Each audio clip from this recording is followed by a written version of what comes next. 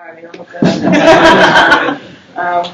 that yes, thank you very much. So I think it's a good segue from the other speakers, and particularly from Eddie, because before you were at Colleagues in Exchange, you used to arrange careers events at schools. And what Founders for Schools does, and you were your school was one of the first users of this service back in 2011 when it was a proof of concept.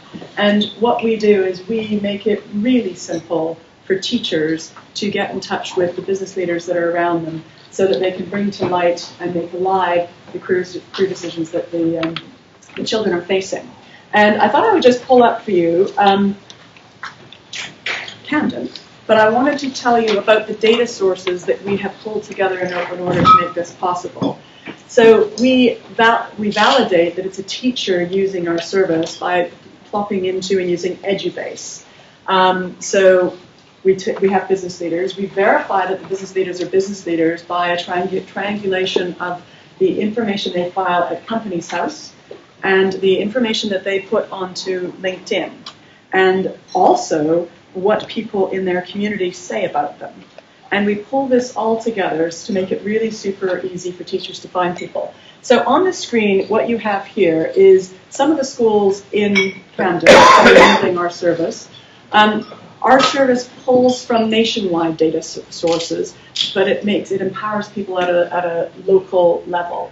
So what you can see here, this talks about the 258 businesses with more than £1 million turnover in Camden that are growing. We focus on the companies that are growing. I think you probably know that 100% of net new jobs in this economy are from companies less than 5 years old. So we make it possible for the teachers to reach out to the growing companies that are within a stone's throw of the school.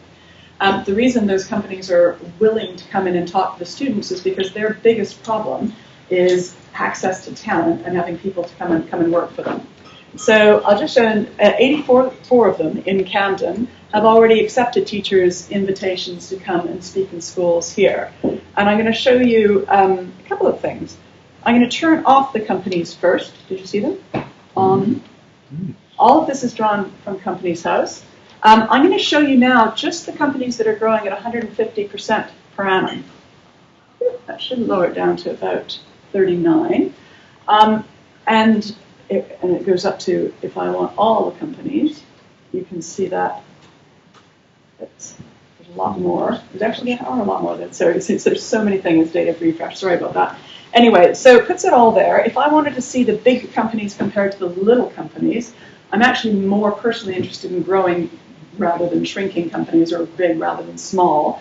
But this also allows you to query that database to see them by size, and they will shortly be plopping in. It's just taking a little bit of time for it to render onto the thing. So let's see the 22 companies. So that's all the companies. That's rather a lot to choose from as a teacher. And just see those that have more than 100 million in turnover. Did you know there were that many companies on your doorstep here in Camden? It's quite fun. I'm going to show you here the UCL Academy, which is one of our more frequent users. You can see that they've organized a number of events over quite a long time. They're quite innovative in how they use data. They started by just having, quite tentative, just having business leaders in to give some keynotes. The next year they had dozens of them in, and they have them in, they had dozens of them, and they were all women because they wanted to highlight Women in STEM Week. Our facilities also allow you to choose and see the gender or the sector or what skill sets these companies are hiring for. And it makes it easy for the teacher to just push buttons and see them. And they started by just highlighting things about STEM for girls. And now they've embedded it into the curriculum so that 10 weeks of the year, each of their students will be exposed to 20 business leaders over a term. And every form time, they call in a couple of more business leaders from around the place. And that's quite interesting. I'll just show you, if I clicked on that, you'll be able to see the actual teacher that arranged the event and the actual business leaders that went into that. My helpful assistant here is going to say, I've broken your computer. George, does that mean we have to, I'll keep on talking and make it work again. Anyway, so what that would have shown you if it if it hadn't broken. It doesn't usually break. I'm sure how many entrepreneurs have you had said it doesn't usually break. Anyway, so what that would have shown you is the name of the teacher at the school who had put in the request and invited these business leaders into their classroom. And that allows you a whole lot of granularity. What we are hoping to do next year is connect to another database, which is the National Pupils Database. What that will allow us to do for participating schools is be able to show the students and how many student-employer interactions they have and show what their decisions were.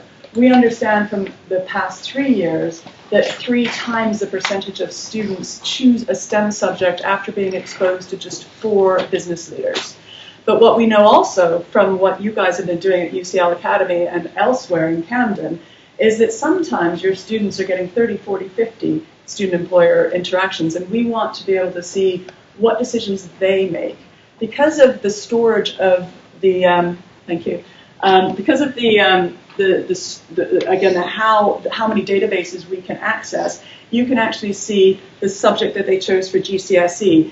I believe we will absolutely be able to show that girls, after exposure to women business leaders who have a chemistry degree, do make different decisions. We've seen the cost of intervening after a child is out of formal education to make them employable. It ranges somewhere between 10 and 25,000 pounds. We believe we've got the cost of about 50 pence per child if you make the intervention at 13 and 14. And that is phenomenal. And I never dreamed when we started putting this together that we would see quite that degree of, it's not working, quite that degree of sort of decreasing cost. But it's phenomenal what happens when you do that. This just shows you inspiring women. Did you know that there are just under 1,000 businesses run by women in the UK, and on average they're growing at 28% per annum? And as a teacher, you can just push a button and get them into your classrooms, which is truly very exciting. On a countrywide basis, what this does, it shows you which local authorities are using these services, or which teachers in which local authorities are using these services. And I'm just going to show you. So Camden, as you can see, is number 2. You've got a few more to go before you beat Cambridge. So, please feel free, but I'll also say that to Cambridge.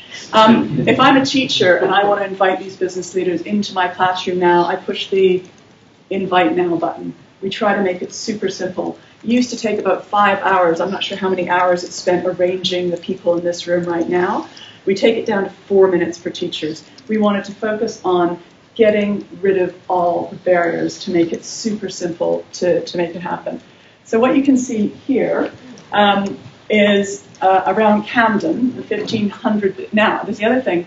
You notice there was about 300 business leaders whose trading entity was in Camden, but within 5 miles of putting a pin in the center of Camden, you have access to business leaders who don't really care that it's Camden. They'll still come in and talk to a school here.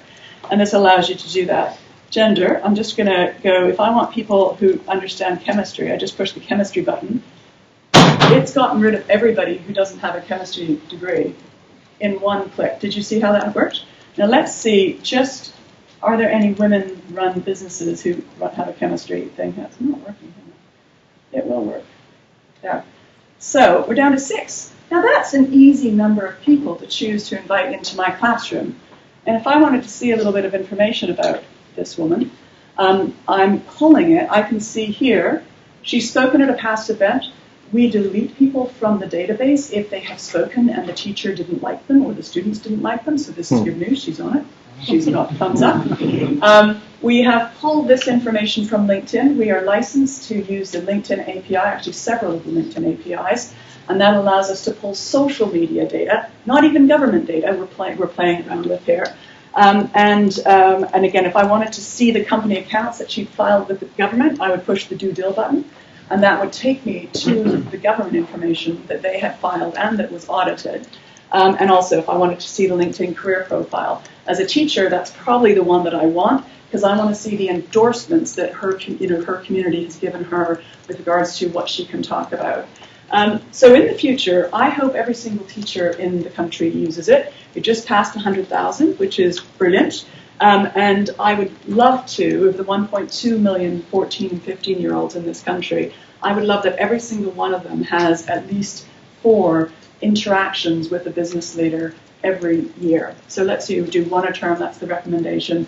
Quite amazing the way that UCL and some of the schools in Camden are using this. We're learning a lot about how teachers think and I guess also how students respond. It's driving down the cost and making it super simple. 4 minutes for a teacher to have 4 business leaders pop up in their class is kind of fun. And I guess the other thing is you talked about data. This is data that's been created from the behavior of the teachers. So is the original,